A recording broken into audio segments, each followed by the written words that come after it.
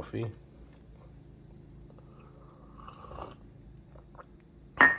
My special recipe pancakes, which are, I use any kind of regular mix. Could be Krusteaz, could be Trader Joe's, buttermilk. I used to use Aunt Jemima's, but Aunt Jemima's not there anymore. And then I put an equal part of regular plain flour. Then I add about a quarter teaspoon of salt, tablespoon of sugar, a quarter teaspoon of baking powder,